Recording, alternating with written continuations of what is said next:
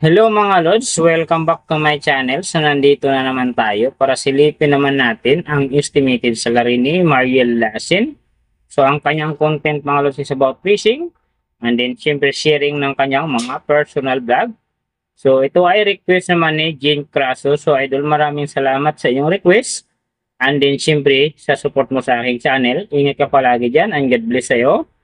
So mga Lods, kung bago pa kayo sa aking channel, pakiclick nyo muna subscribe natin and then syempre, pakipost na rin ang notification bell para lagi kayong updated sa ating video. So ano pa ba ang hinihintay natin mga Lods? Let's go!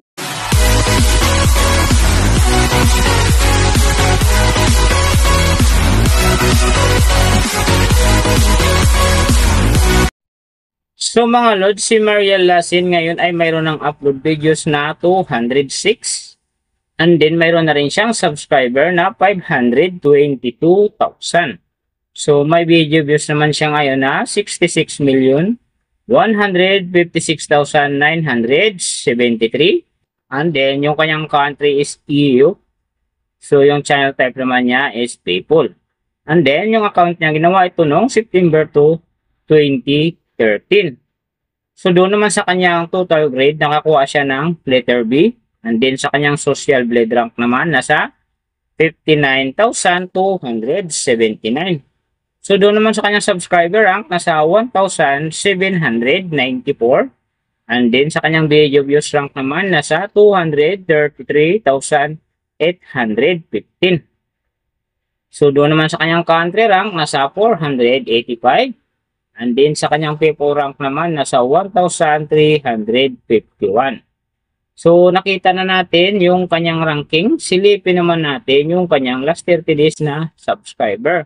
So nakakuha siya dito ng 50k. Ang hindi lang maganda dito mga Lods kasi ang kanyang percentage bumaba ng 24.6%. So ibig sabihin nun, bumaba yung pasok ng kanyang subscriber ngayon kung i-compare natin sa nakaraan niyang buwan. So alam na this mga fans ni Mariel Lasin, share na sa ating mga newsfeed at din siyempre sa ating mga friends para gumanda uli ang pasok ng kanyang subscriber.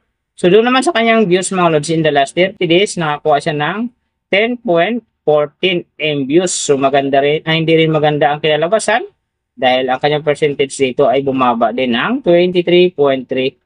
So share din natin ang kanyang video para gumanda din ang kanyang views so sa susunod na buwan. So mga Lods, nakita na natin yung kanyang ranking, last 30 days subscriber, and then yung kanyang views. Silipin naman natin yung kanyang daily summary from subscriber, views, and then yung kanyang earning. So sa kanyang subscriber mga Lods, may isang araw lang ako nakita rito na hindi umangat noong May 15. So naka-blank.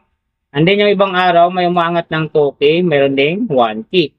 So noong May 3, nakakuha siya ng 2K. And then pagdating ng May 4 hanggang May 8, nakakuha siya ng 1K bawat araw. Tapos pagdating ng May 9, nakakuha ulit siya ng 2K. And then pagdating naman ng May 11 hanggang May 13, nakakuha ulit siya ng 1K bawat araw. Tapos pagdating naman ng May 14, nakakuha siya ng 2K uli. And then pagdating ng May 15, nakakuha na naman ulit siya ng 1K. So yung last, yung May 16, nakakuha siya dito ng 2K. Kaya ang kanyang subscriber ngayon nasa 522,000. So doon naman sa kanyang views mga Lods, yung magaganda rito, May 3, nakakuha siya ng 393,000. Tapos pagdating naman ng May 5, nakakuha siya ng 450,000. And then pagdating naman dito ng May 10, nakakuha siya ng 396,000. Tapos pagdating ng May 14, nakakuha siya ng 868,000. So, yan ang magagandang views ng mga Lods. Pero sinasabi ko, hindi yung ganun kaganda nga kasi ang kanyang percentage dyan ay bumaba ng 23.3%. So, doon naman sa kanyang earning mga Lods, tingnan natin dito yung May 7. So, sa kanyang low estimated, nakakuha siya ng $100. And then, sa kanyang high estimated naman, nakakakuha siya ng $1,600. So, ang mga yan naman mga Lods, daily summary lang, mas maganda kung silipin natin yung naka-round off na from daily, weekly, and monthly para malaman na natin kung magkano na ngayon ang estimated salary ni Mariel Lasin dito sa YouTube. So, unahin natin yung kanyang daily average. So sa daily subscriber, nakakuha siya ng 1.66k. And then sa kanyang views naman, nakakuha siya ng 333,786. So doon naman sa kanyang daily, low estimated ng kanyang earning, nakakuha siya ng 83 US dollars. So times natin sa 55, mayroon siyang 4,565. And then sa kanyang daily, high estimated naman ng kanyang earning, nakakuha siya ng 1,300 US dollars.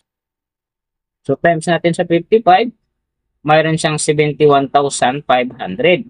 So yan mga lods ang kanyang daily average. So pupunta naman tayo sa kanyang weekly average.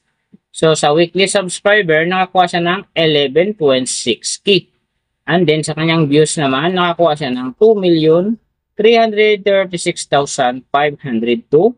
So doon naman sa kanyang weekly, low estimated na kanyang earning, nakakuha siya ng 584 US dollars. So times natin sa 55, mayroon siyang 32,120. And then sa kanyang weekly, high estimated naman ang kanyang earning, nakakuha siya ng 9,300 US dollars. So times natin sa 55, mayroon siyang 511,500. So yan naman mga lods ang kanyang weekly average. So pupunta naman tayo sa kanyang monthly average. So sa monthly subscriber, nakakuha siya ng 50k. And then sa kanyang views naman, nakakuha siya ng 10,013,575. So doon naman sa kanyang monthly, low estimated ng kanyang earning, nakakuha siya ng 2,500 US dollars. So times natin sa 55, mayroon siyang 137,500. And then sa kanyang monthly, high estimated naman ng kanyang earning, nakakuha siya ng 40,100 US dollars. So times natin sa 55, mayroon siyang 2,205,500. So yan naman mga lods, ang kanyang monthly average. And then yung nababanggit ko rito or nakikita nyo is pawang, estimated lamang yan, nakabis lang tayo sa Social Blade website. Isang public website na kahit sino pwedeng mag-open para malaman kung magkano na ang estimated salary ng ating mga iniidolong YouTuber, vlogger, or influencer. And then mga lods, like kung sinasabi, palaging natutupad dyan yung low estimated kasi nga hindi talaga natin kayang i-demand sa ating mga viewers na huwag mag-skip ng ads. Pero pwede pa rin naman maging times 2, times 3, or maging times 4 pa yan kapag ang isang vlogger nakapagpa-viral ng kanyang video. So siyempre mga lods, kung supporter ka ni Mariel Lassen, huwag ka na mag-skip ng ads dahil big help yan sa kanyang channel at saka siyempre sa kanyang mga personal na advocain. Pero siyempre, huwag niya rin kalimutan na isama na rin na huwag na i-skip ang aking ads dahil big help yan sa aking channel at saka siyempre sa aking pangarap. So mga lods, kung hindi pa kayo nakapag-subscribe, paki-click naman subscribe natin and then siyempre paki-post na rin ang notification bell para lagi kayong updated sa ating video. So big thank you sa lahat ng mga sumusuporta sa aking channel at saka magsusupport pa lang. Ingat kayo palagi and God bless at sana gabayan kayo palagi ng Panginoon sa ginagawa nyo araw-araw at siyempre magtagumpay din kayo sa inyong mga pangarap. So hanggang dito na lang. See you on my next video.